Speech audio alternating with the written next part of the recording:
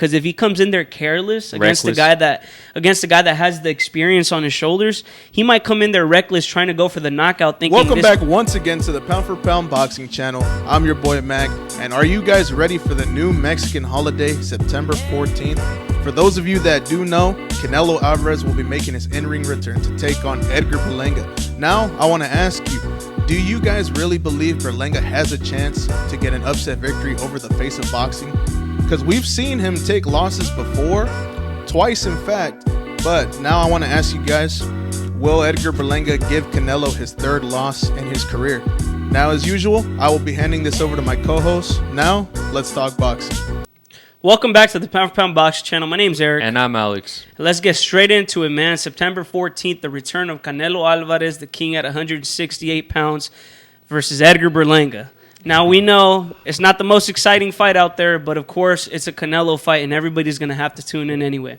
Yeah, man. Look, let's look past at this Berlanga, and let's be honest, we're all going to watch this fight. We're all going to buy this fight. Of course, he's one of the phases of boxing. We're going to throw our barbecues and everything. We're going to see like how long Berlanga could last until he gets knocked out. Because honestly, this ain't going to go no decision, man. You know, we gotta be a little bit on the more positive side. We gotta think, how does Berlanga win this fight? If there is any chance of Berlanga winning, I would probably say is just, you know, depending on the knockout. It's really he has a puncher's chance in this fight. A puncher's chance, you know, and who knows if he even changes up his style and he starts moving around. The thing with Berlanga that disappoints me the most, man, is that this guy was looked at as a prospect, you know, as a good prospect. It reminds me of the Mike Tyson comparisons, man, because this guy had 16 fights where he knocked out the guys in the first round. So he was looking impressive, of course, but when that happens, it seems like guys start to fall in love with their power. And I feel like that's where Edgar Berlanga turned left instead of going right. Yeah. This guy started falling in love with his power, relying on it, and then when he started fighting some adversary, that's when it just seemed like he just didn't know what to do anymore. He got dropped. He's been looked at bad. With Berlanga, he has the size advantage over Canelo, but the thing is, you know, being that big, it really does like play a factor in your speed. You don't throw you throw like, let's say a hook, and it's going to be like 2 seconds slow for Canelo, and he's going to see it. And Canelo's used to fighting these big fighters. We've seen him in there with Cal Smith, and then he'll counter them. We've seen him in there with Kovalev, so it's nothing new to Canelo. Canelo knows how to fight those bigger fighters, if anything. Yeah. Apart from that, to me, what makes this fight easier is the fact that Berlanga's fought nobody, man. It surprises me how he even got the chance to fight Canelo Alvarez. We know that everybody wanted Canelo to fight Benavidez or even Bud Crawford at that. Yeah. But we got Edgar Berlanga. Obviously, Edgar Berlanga's a big guy, but he's done nothing to deserve this fight. Well, this is kind of like a victory lap for Canelo. You know, this is like this run is like the celebration of everything he's already done, and he's like, you know, I've already fought all these great fighters they said I wouldn't fight. You know, he fought Lara right after Floyd Mayweather, and that was already a dangerous fight. So no, for sure, and I'm sure that's what he's doing. He's just picking and choosing who he wants to fight at this point. You know, he's not looking to fight the hardest champions out there right now because he knows, look, I'm almost out the game. Let me just make some couple millions. Let me give the fans a decent show, and it's a wrap for me. But regardless, man, I think once you're the undisputed king and you're the face of boxing, you really got to show us, man. You got to show us why you got there. Not only because we might know who he fought, but the younger generation that's barely getting into boxing, they might look at Canelo and be like, why is everybody overrating him? Yeah. You know, if they don't do their homework, they're going to say, this guy's fighting Edgar Berlanga. Who's Berlanga? You know, Jaime Munguia at least had fought a couple of fighters. You know, he had beat John Ryder to a pulp way worse than Canelo destroyed him. So that's where you can make those comparisons. And even then, a lot of people disagreed that Jaime Munguia even deserved the shot. But again, even Jaime Munguia would beat someone like Edgar Berlanga because at least he's had 40-plus fights.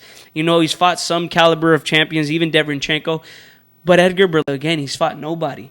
So that's where it seems to me like, how could you even compare these two guys? We got the king of boxing versus a guy that's a novice. One thing you got to edge Berlanga in is that he studied Canelo a lot longer. You know, his whole career, he said he's been studying Canelo. He's been watching his every move.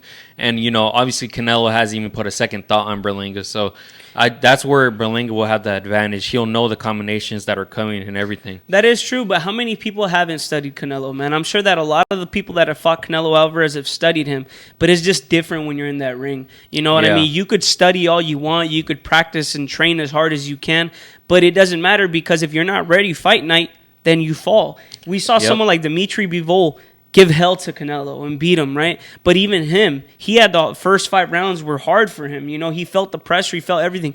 The difference between someone like Dimitri Bivol and Edgar Berlanga is Dimitri Bivol was already a champion. He had already fought adversary. He had already had that mentality of this is what I'm going to do. He knows how to adjust. Yeah. And that's the important thing. To beat a Canelo Alvarez, you got to have mentality, you got to have boxing skill, and you got to know how to adjust. Because there's only 2 fights where Canelo's actually lost. Floyd Mayweather and Dimitri Bivol have been against excellent boxers that have IQ over anything else. But the thing with Berlanga is that he's younger, you know, he's in his 20s. He's going to be coming in this fight motivated, trying to change his whole family and everything. So, and, you know, Canelo, what's that Marvin Hagler?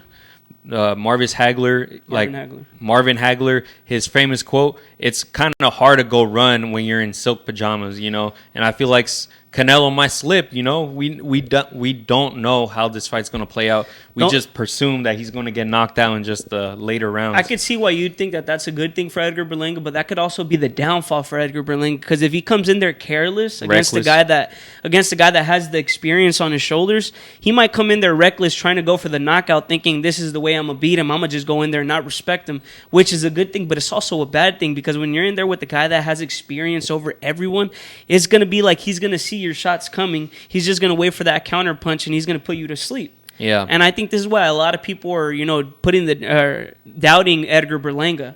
Unfortunately, it is what it is, but I think we all know the outcome of this fight. My personal pick, I think Canelo is going to kind of toy with him in the beginning. He might let him kind of how he did against Jaime Munguia. Or Yildirim.